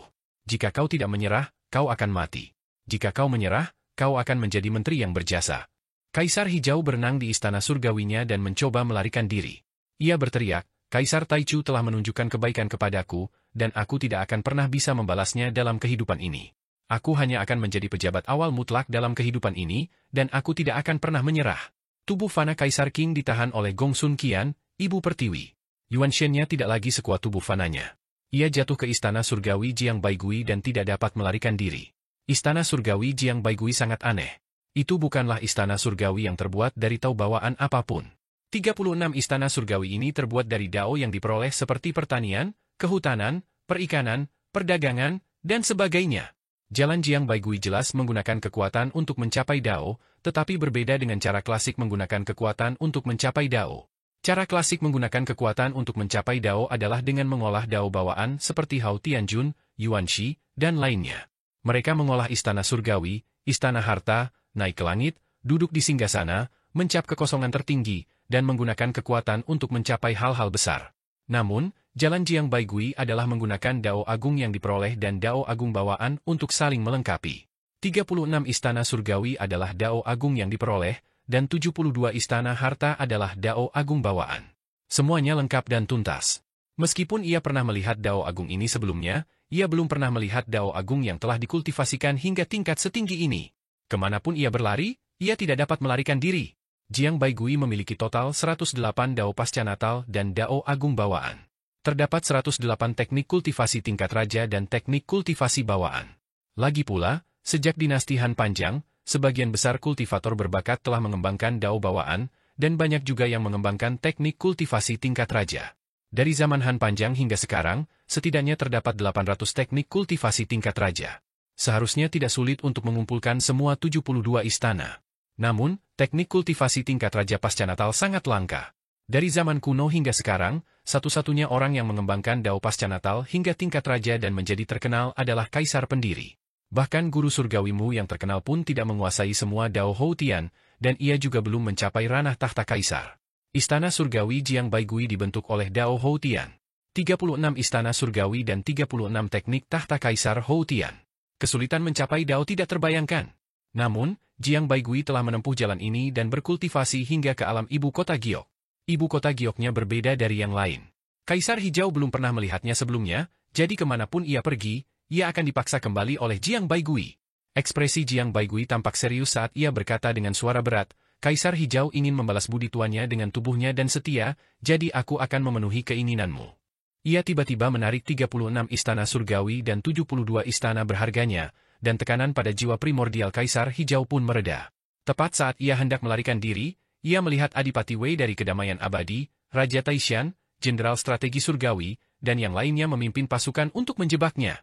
Formasi 3 pasukan Kedamaian Abadi menyebar, dan formasi itu diaktifkan, mengunci dirinya dan tubuhnya yang telah berubah menjadi kayu saat mereka bertarung dengan sekuat tenaga. Jiang Baigui berkata dengan suara berat, kepung tapi jangan musnahkan, pancing pasukan langit timur keluar dari pengasingan untuk menyelamatkan dia. Hati Kaisar Hijau membeku. Kepung, bukan musnahkan, ini untuk memancing keluar semua jenderal dan markuis dari 60 pasukan surga timur untuk mengganggu pembentukan kubu surga timur dan menekan moral pasukan surga timur.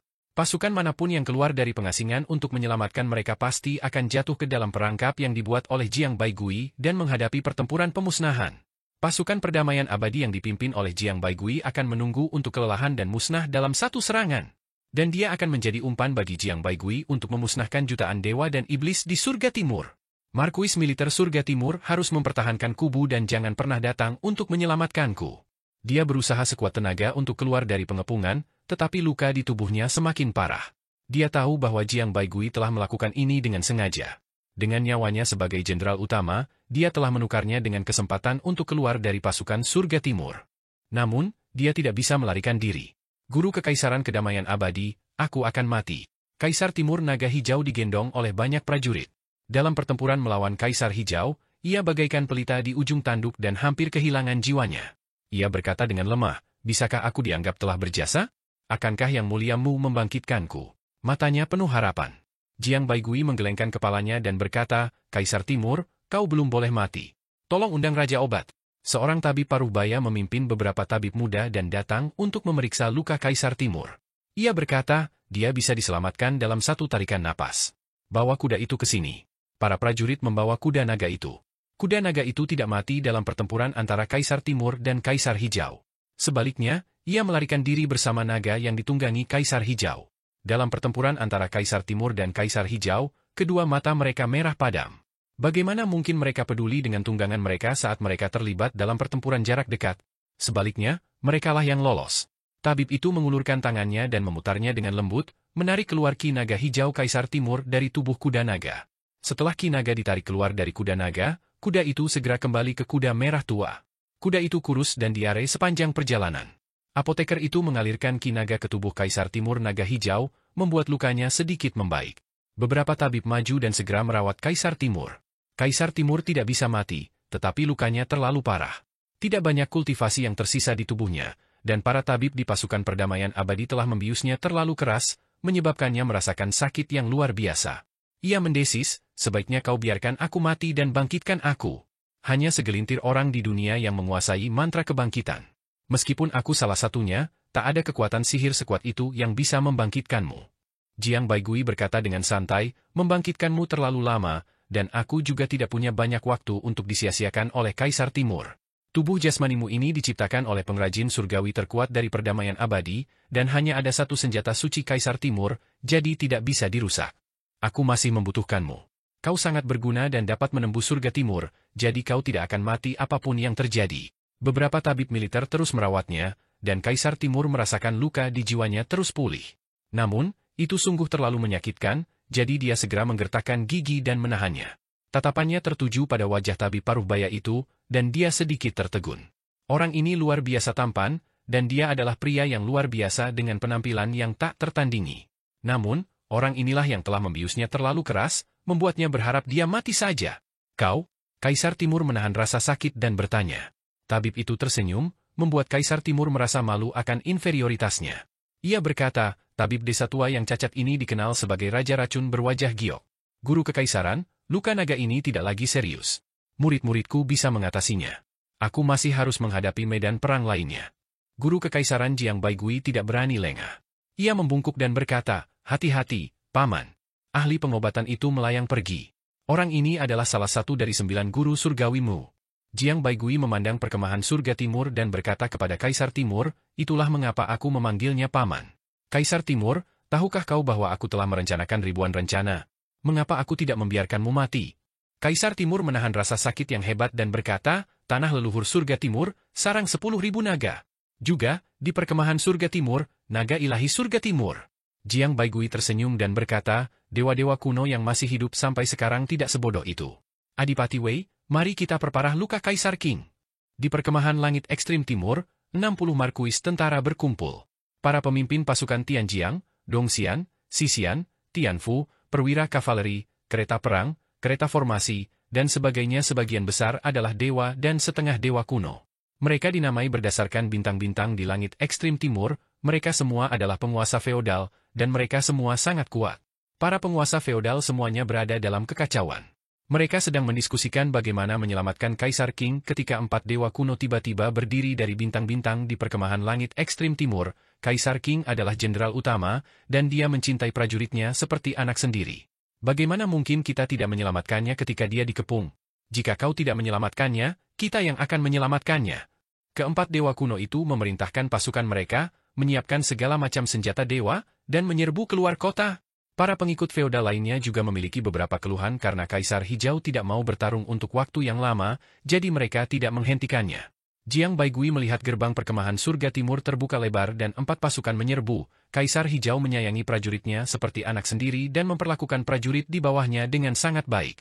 Para abdi dalamnya memiliki perasaan yang mendalam terhadapnya, jadi jika dia terjebak, prajuritnya pasti akan melawan perintahnya dan mengorbankan nyawa mereka untuk menyelamatkannya, katanya tanpa tergesa-gesa. Kaisar Timur menahan rasa sakit dan berkata, "Pasukan Eternal Peace terlalu sedikit, dan sangat sulit untuk membunuh semua dewa dan iblis di surga timur. Ekspresi Jiang Baigui acuh tak acuh saat ia menatap keempat dewa dan iblis yang menyerbu pasukan Eternal Peace terlalu sedikit, dan meskipun aku memiliki kecerdasan tertinggi di Eternal Peace, aku khawatir akan menderita banyak korban jika aku ingin menghancurkan surga timur. Karena itu, aku tidak punya pilihan selain mengerahkan seluruh kekuatanku. Kirimkan pasukanku dan sambut pertempuran, Kepung, jangan musnahkan. Dengan perintahnya, pasukan Eternal Peace langsung menyerbu dari langit, dan kapal-kapal bermenara itu bertemu dengan para dewa dan iblis surga timur. Pada saat yang sama, lautan tempat para dewa dan iblis surga timur berada bergelora, dan kapal-kapal perang bawah laut bermunculan satu demi satu. Salah satu dari dua pasukan berada di atas, sementara yang lain di bawah. Formasi diaktifkan, dan formasi diaktifkan, menjebak keempat markuise pasukan. Untuk sesaat, cahaya pedang, bayangan pedang, dan daging berceceran di mana-mana. Cahaya ilahi di mata Jiang Baigui begitu pekat. Dalam sekejap, ia telah menentukan perubahan formasi empat markuise pasukan surga timur dan terus menyesuaikan formasi kedua pasukan perdamaian abadi. Seni perakitan tiga roh primordialnya mengendalikan seluruh medan perang dan mengendalikan setiap sudut kecil medan perang. Kebijaksanaannya begitu tinggi sehingga bahkan Kaisar Timur pun melupakan rasa sakitnya dan menatapnya dengan ketakutan di matanya. Kaisar Timur tak kuasa menahan rasa takut di hatinya. Ia hanya merasa bahwa hanya ada akal sehat yang paling murni di mata Jiang Baigui. Alasan ini bukanlah akal sehat, melainkan akal sehat. Hal itu membuatnya bergidik, ia berseru, Jiang Baigui, kau adalah dewa dan iblis yang paling murni. Kau memiliki hati dewa dan iblis yang paling kuat. Kau menyebut hati Daoku sebagai dewa dan iblis. Aku menyebut hati Dao ini sebagai orang suci batinia. Ekspresi Jiang Baigui acuh tak acuh. Orang suci telah lahir, dan raja telah sempurna. Semua ini berasal dari satu. Dao orang suci batin dan raja adalah mengamati kegelapan semua makhluk hidup tanpa memahaminya. Jelas bahwa saya sedang dalam keadaan depresi, tetapi saya tidak mengungkapkannya. Saya mengamati orang-orang di dunia, dan masing-masing dari mereka melakukan apa yang mereka inginkan dan melakukan apa yang mereka inginkan. Inilah cara saya sendiri untuk menjadi orang suci. Menjaga hukum surga, mengendalikan keinginan orang lain, inilah Dao saya sebagai orang suci. Dan sekarang, saya sudah dekat dengan Dao saya. Tubuh Kaisar Timur gemetar, dan ketakutan di hatinya semakin kuat. Jiang Baigui mengatakan bahwa Dao-nya adalah Dao para orang suci batin dan raja-raja lahir, tetapi di mata Kaisar Timur, ini adalah Dao hati para dewa dan iblis. Hati Dao hidup berdampingan dengan para dewa dan iblis, baik itu Dao, surga, keadilan, manusia, hasrat, teknik, mantra, maupun formasi, semuanya ada di tangannya, hati para dewa dan iblis. Di medan perang, baik kawan maupun lawan, semua keadilan surgawi dan hasrat manusia berada dalam kendalinya. Ia sangat curiga apakah orang seperti itu adalah hati seorang suci atau hati dewa dan iblis. Faktanya, kuda tua berwarna merah jujube itu juga ada dalam perhitungan Jiang Baigui. Kinaga dalam tubuh kuda tua itulah yang menghentikan napas Kaisar Timur dan tidak membunuhnya. Keadilan dan hasrat manusia berada di bawah kendalinya. Seberapa mengerikankah orang seperti itu? Hal-hal yang tidak bisa dilakukan oleh paviliun berbau langit milik penebang kayu itu dilakukan olehnya. Dia bahkan lebih mengerikan daripada paviliun berbau langit. Orang seperti itu layak menjadi kebijaksanaan tertinggi. Kaisar Timur bergidik. Dia Raja Suci Sungai Kedamaian Abadi. Para dewa dan iblis Istham terjebak, dan para prajurit sekarat. Jiang Baigui mengendalikan dua pasukan untuk menggerogoti sisa kekuatan keempat pasukan dengan harga terendah, tetapi mereka mengepung dan tidak memusnahkan. Ketika Kaisar Hijau melihat ini, dia mendesis, tidak perlu menyelamatkanku. Pertahankan perkemahan sampai mati. Suaranya tak terdengar sama sekali, tetapi pada saat itu, sederet dewa perdamaian abadi keluar dari kerumunan. Suara yang keluar dari mulut mereka persis sama dengan suaranya. Tidak perlu menyelamatkanku. Selamatkan Istham. Para dewa dan iblis ini hanya berkokok dan mencuri. Mereka pandai meniru suara orang lain, tetapi itu membuat hati Kaisar Hijau membeku. Jika suara ini terdengar di perkemahan surga timur, pasti akan menarik lebih banyak tentara surga timur. Begitu para tentara ini keluar dari pengasingan, mereka pasti akan jatuh ke dalam penyergapan Jiang Baigui. Kaisar Hijau bertarung sekuat tenaga dan berkata dengan tegas, itu bukan perintahku. Jangan tinggalkan kota. Beberapa bandit berteriak serempak, dengarkan perintahku. Garam Barat, radiasi surga, serang. Hati Kaisar Hijau mencelos saat melihat keempat suku Garam Barat dan radiasi surga menyerbu keluar dari perkemahan di surga timur untuk menyelamatkan para dewa dan iblis dari keempat suku Garam Timur. Jiang Baigui tiba-tiba mengaktifkan formasi. Sebelumnya, ia hanya menggunakan harga terkecil untuk menghancurkan kekuatan hidup para dewa dan iblis dari empat suku Garam Timur, tetapi sekarang, ia telah langsung mengubah mereka menjadi formasi pembunuh yang paling kuat. Pada saat yang sama, Pasukan perdamaian abadi lainnya menyerbu bagaikan pisau tajam dan tanpa ampun menusuk pasukan para dewa dan iblis dari 4 suku Ham Timur, mengepung dan memusnahkan mereka. Sebelum 2 divisi radiasi surgawi dari 4 suku Ham Barat dapat menyerang, lebih dari separuh dewa dan iblis dari 4 suku Ham Timur telah disapu bersih.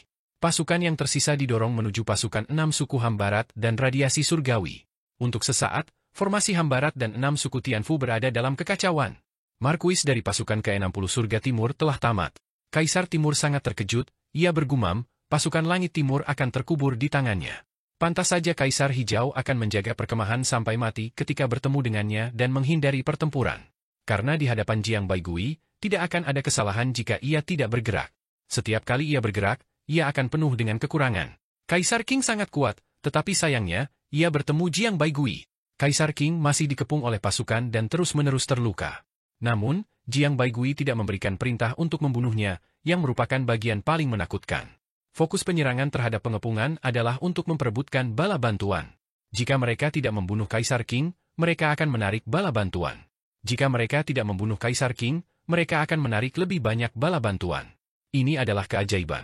Bala bantuan lainnya datang dan menghancurkan gelombang bala bantuan pertama secepat mungkin untuk mencegah mereka dikepung.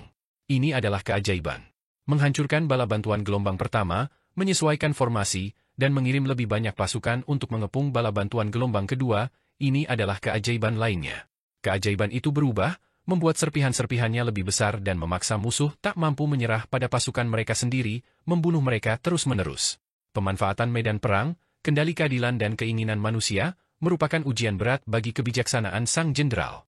Jika ada yang salah dalam aspek apapun, hasilnya tidak akan sesuai harapan. Kekuatan militer Eternal Peace jauh lebih rendah daripada Surga Timur, jadi bagaimana mungkin mereka menang dengan jumlah besar dan tidak tertelan oleh kekuatan militer musuh yang lebih unggul adalah ujian yang lebih berat. Guru Kekaisaran Eternal Peace, Jiang Baigui, sudah berada di puncak kesempurnaan, dan tak ada lagi yang bisa menandinginya di medan perang. Saat pasukan Sungai Surgawi, kereta perang, formasi, dan kereta perang dari Surga Timur memasuki medan perang, hati Kaisar Hijau semakin dingin. Semakin banyak dewa dan iblis terlibat dalam 60 pasukan Surga Timur, dan semakin sulit bagi mereka untuk menyerah. Jika pasukan sebesar itu ditelan oleh kedamaian abadi dan dilenyapkan, tidak ada jenderal yang akan mampu menerimanya.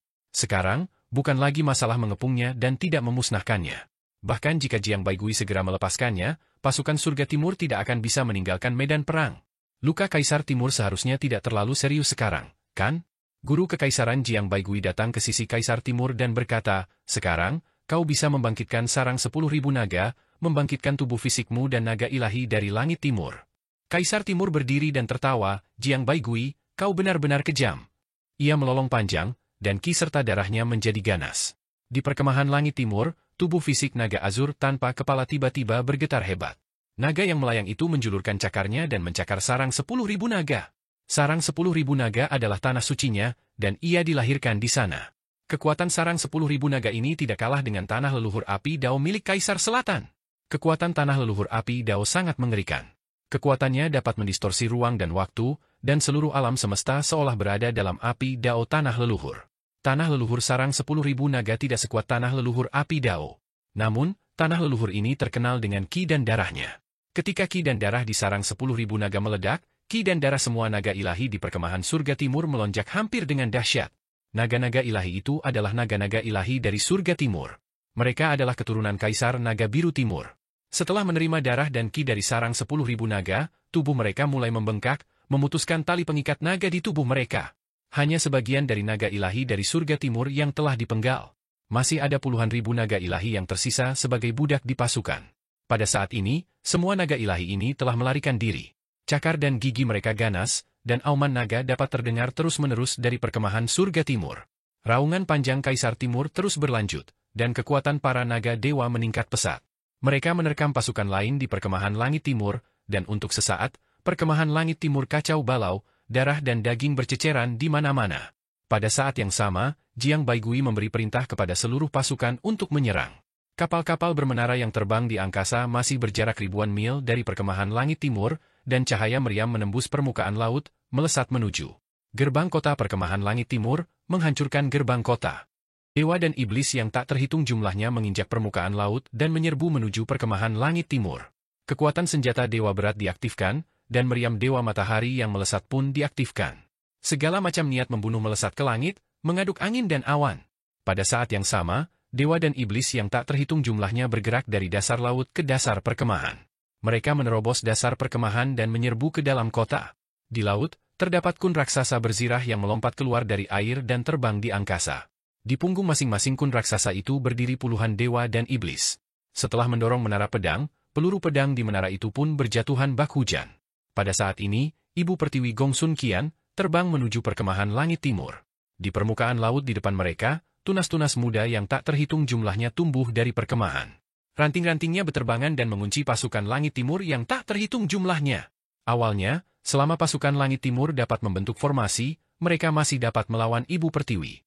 Meskipun Gongsun Qian adalah putri dari Ibu Pertiwi Dewa Kuno, kekuatan kultivasinya hanya setara dengan seorang kaisar yang telah mengolah lebih dari 10 istana surgawi. Ia tidak bisa disebut seorang yang mulia. Terlebih lagi, Gongsun Qian belum banyak bertempur. Ia tidak memiliki cukup pengalaman bertempur. Jika ia ingin menekannya, ia hanya membutuhkan ratusan ribu dewa dan iblis untuk membentuk formasi yang ketat. Kemudian, ia dapat melawannya. Namun, pada saat ini, pasukan berada dalam kekacauan. Mereka bagaikan tumpukan pasir lepas. Tidak ada yang bisa menghentikan Gongsun Qian. Gongsun Qian juga dikenal sebagai Ibu Pertiwi kecil. Dia mungkin tidak sebanding dengan makhluk di alam yang sama, tetapi jika berhadapan dengan setumpuk pasir lepas, itu adalah pembantaian sepihak. Kemanapun kemampuan ilahinya melintas, para prajurit langit timur yang bertempur berubah menjadi kayu, daging dan darah mereka berubah menjadi kayu, berubah menjadi patung kayu.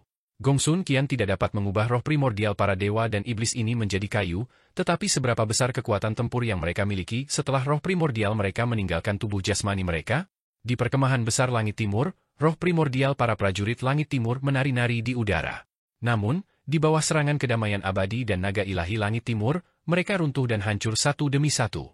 Beberapa dari mereka bahkan berubah menjadi pasir hitam di dalam jiwa mereka. Pasir hitam yang bergulung-gulung di sepanjang permukaan laut dan mengalir menuju dunia langit yang teduh.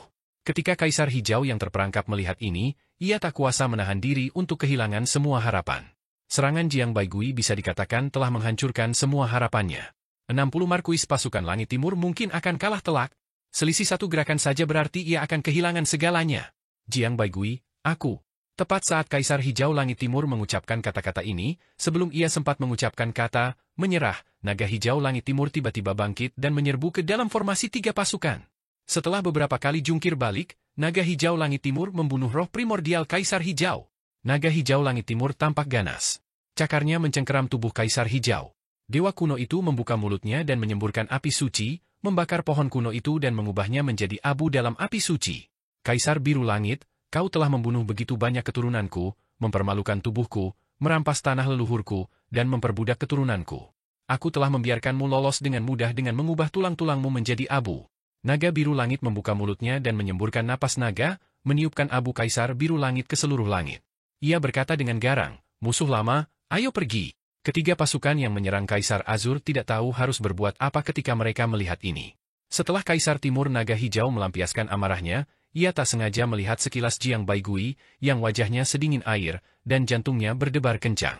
Ekspresi Jiang Baigui semakin muram, dan hati Kaisar Timur dipenuhi kecemasan. Yang mulia Naga Hijau, apakah kau ingin mati dengan gagah berani di Samudra Timur? Ekspresi Jiang Baigui sedingin air, Kaisar Hijau awalnya ingin menyerah kepadaku, katanya acuh tak acuh. Jika dia menyerah, pasukan surga timur juga akan jatuh ke dalam kendaliku. Bukan saja pasukan perdamaian abadi tidak perlu terus bertempur dengan pasukan surga timur, mereka bahkan akan memiliki kekuatan tempur yang besar dari udara tipis. Sekarang Kaisar Hijau telah dibunuh olehmu, pasukan surga timur pasti akan bertarung sampai mati. Aku tidak tahu berapa banyak dari kita, para prajurit perdamaian abadi, yang harus mati sebelum kita dapat mengalahkan mereka. Naga Hijau Kaisar Timur bahkan lebih takut padanya daripada Qinmu. Mendengar itu, ia langsung tersenyum meminta maaf. Kemampuanku jauh lebih kuat daripada Kaisar Hijau, dan pasukan naga ilahi dari langit ekstrim timurku tidak jauh lebih lemah daripada pasukan langit timur. Guru Kekaisaran, daripada menempatkan Kaisar Hijau di posisi penting, mengapa kau tidak menempatkanku di posisi penting? Sulit menemukan jenderal yang baik dengan bayaran yang bagus. Aku bersedia menjadi jenderal yang baik di bawah komando guru negara untuk maju ke medan perang. Jiang Baigui tidak berbicara. Kaisar Langit Ekstrim Timur cemas dan terus mengamati wajahnya. Setelah beberapa saat, Jiang Baigui berkata, lalu apa yang ditunggu Kaisar Langit Ekstrim Timur? Mengapa kau tidak mau bertarung? Naga biru langit dari langit ekstrim timur akhirnya merasa lega. Ia segera menyerbu dan menyerbu ke arah perkemahan langit ekstrim timur. Ia berpikir, ketika ia memanggilku naga biru langit yang terhormat, ia sudah dipenuhi amarah dan niat membunuh. Ketika ia memanggilku Kaisar Timur, ia menghilangkan amarah dan niat membunuhnya. Sekarang, sepertinya aku bisa aman. Jiang Baigui memperhatikannya menyerbu ke perkemahan langit timur. Baru kemudian ia perlahan melonggarkan cengkeramannya pada pedang suci. Buku-buku jarinya sedikit memutih karena kekuatan yang berlebihan. Raja Taishan, Jenderal Tianz, dan yang lainnya berjalan maju. Adipati Wei membungkuk dan berkata, "Selamat, Guru Kekaisaran, karena telah menerima seorang Jenderal Agung." Ekspresi Jiang Baigui setenang sumur kuno saat ia berkata dengan lembut, "Aku hampir tidak bisa menahan diri untuk membunuhnya tadi." Semua orang terlonjak kaget. Adipati Wei hendak berbicara ketika ia teringat suaranya terlalu keras. Ia segera berhenti dan Raja Taishan berkata, "Mengapa Guru Kekaisaran berniat membunuh?" Naga hijau Kaisar Timur seharusnya disebut naga hijau yang dimuliakan surgawi. Ia sama dengan 10 orang yang dimuliakan surgawi dari Istana Surgawi. Jika eksistensi seperti dia bertahan hidup, dia akan menyelinap ke eselon atas perdamaian abadi dan mencuri buahnya. Di masa depan, jika perdamaian abadi membusuk, itu akan datang dari orang seperti ini. Jiang Baigui berkata, sudah 260 tahun sejak reformasi perdamaian abadi dimulai oleh Kaisar Yanfeng. Setelah menanggung malapetaka perdamaian abadi, banyak prajurit telah mengorbankan nyawa mereka untuk membangun dunia di mana para dewa digunakan oleh manusia dan otoritas digunakan oleh manusia. Ini akan memungkinkan orang-orang untuk memaksimalkan bakat mereka dan menjadikan dunia yang paling adil dan benar. 2 hingga 300 tahun telah berlalu. Jika makhluk seperti naga hijau surgawi memetik buahnya di saat-saat terakhir, bukankah itu akan menjadi kesedihan terbesar? Semua orang terdiam. Namun, peran Kaisar Timur Naga Hijau sangatlah besar. Kekuatannya sangat dahsyat, dan para naga ilahi dari langit ekstrim timur mematuhi perintahnya. Ada naga yang tak terhitung jumlahnya di berbagai alam surga, jadi kekuatannya tidak bisa diremehkan. Jika dia membantu perdamaian abadi, manfaatnya bagi kita juga akan sangat besar. Kita bisa menyelamatkan banyak nyawa dalam perdamaian abadi. Jiang Baigui melanjutkan, namun, dalam pertempuran ini, dia telah memberikan kontribusi yang besar dan tidak bisa dibunuh dengan mudah. Jika kita membunuhnya, ras naga akan memberontak dan langit lainnya tidak akan berani menyerah karena kematiannya. Ini membuatku tidak tahu bagaimana menghadapinya. Raja Taishan berkata, Guru Kekaisaran tidak perlu khawatir. Ketika pertempuran mereda di masa depan, kita akan menemukan alasan untuk menyingkirkannya. Jiang Baigui berkata, setelah membangun tujuan besar, jika kita menyingkirkan mereka yang telah berkontribusi, kita pasti akan dikutuk. Bukan hanya aku yang akan menyandang nama ini, bahkan Kaisar pun harus menyandangnya. Para prajurit kembali terdiam. Jiang Baigui menyingkirkan pikiran-pikiran yang mengganggu ini dan berkata, mari kita bicarakan masa depan di masa depan. Untuk saat ini, mari kita fokus pada hal-hal yang ada di depan kita. Ia secara pribadi memimpin pasukannya untuk menyerbu ke perkemahan langit timur dan memasuki medan perang. Di alam kejernihan tertinggi desa bebas, Qin Mu sedang bermain catur dengan Yang Mulia Surgawi Yun. Ia mendarat dengan ringan dan berkata sambil tersenyum, langit timur telah rata, dan Kaisar Langit Hao Tian telah mematahkan salah satu cakarnya. Begitu ia menyelesaikan kata-katanya, langit tiba-tiba berguncang hebat. Ke arah daratan barat, ki emas tak terbatas melesat ke segala arah seperti bola emas raksasa. Ia meledak dengan sinar cahaya yang tak tertandingi dan menerangi lebih dari separuh dunia Yuan.